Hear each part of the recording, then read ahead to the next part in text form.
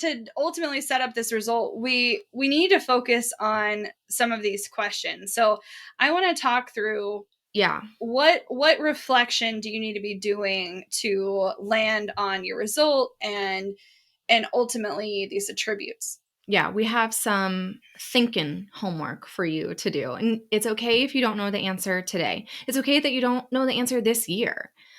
I just want you to start thinking about these things and being aware that this is the part that actually sets you up to beat out the right competition and to be sustainable and to grow in a way that is going to feel easier than what you're feeling right now. Okay, so which service attributes, and you get to pick convenience, friendliness, price, speed, service, what is it? Does your specific business target for excellence? Which ones? Or one? It's okay if it's just one. And which ones, the kind of same selection, does it compromise, as in not do well, in order to achieve excellence in other areas? You need to know the one that you want to show up for and the one that you want to intentionally not prioritize and do not well. Because just as a reminder, being mediocre at a lot of things is not very helpful. No, it's not. And the literal data shows that those are the businesses that don't thrive when push comes to shove.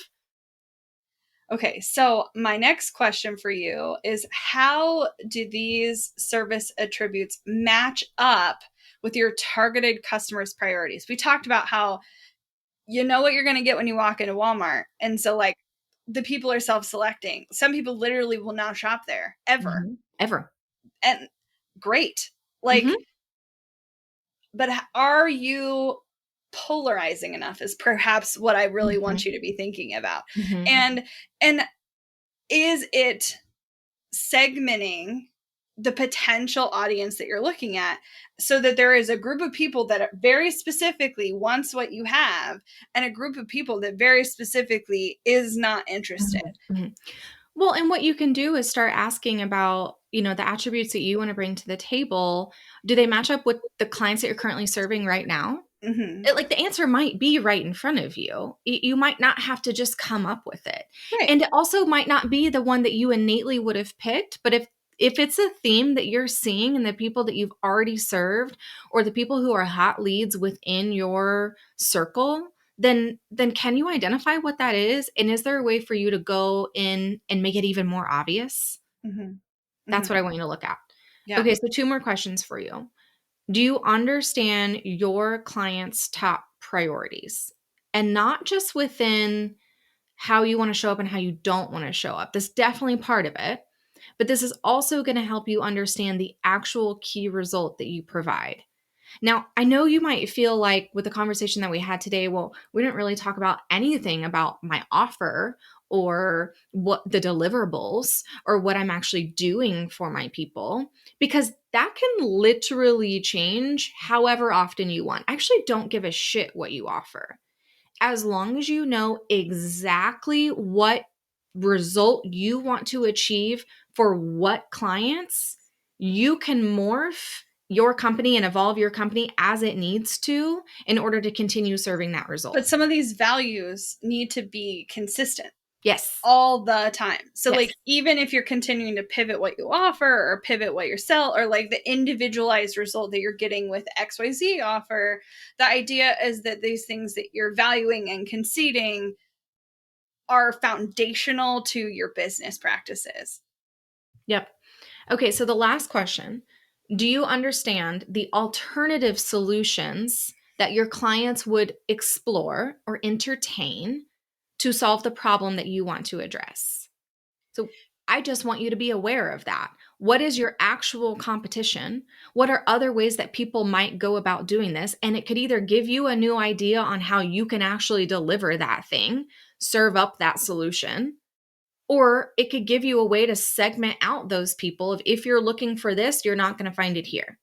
And here's why. Yeah. And I think 2 things I want you to really be mindful of when you're looking at the alternative solutions. Keep in mind, it doesn't necessarily have to be another service-based business. Right. Like an alternative solution could be doing nothing. Right. An alternative Literally. solution could also be a software or a different product, or like it doesn't necessarily have to be in your industry. It could be a different way to go about solving the problem altogether.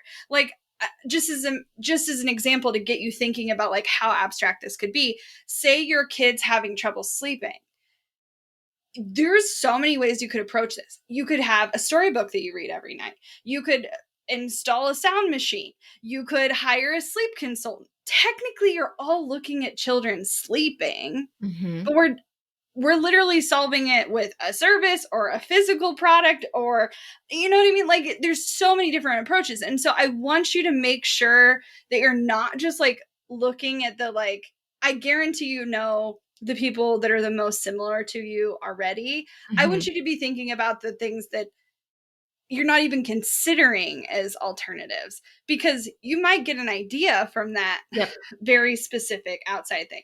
The other thing I want you to think about when you're looking at alternative solutions specifically, I want you to be thinking about what do they do right before they buy and what do they do right after they buy, because this may give you an opportunity to either expand your result and capture some of that before or after cash essentially, or narrow in on the piece that's the most important to them, because you may decide, oh well, they could get this part of the solution from all of these people and I wouldn't care, but if I can work with them in this specific way, then I'm going to have the biggest impact.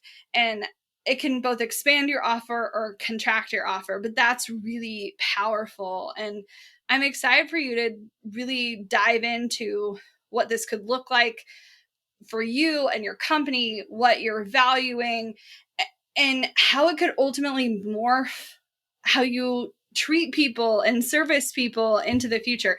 And we want to hear from you. Like, go send us a DM over on Instagram. Share with us the values and attributes that you want to prioritize, that you are compromising on.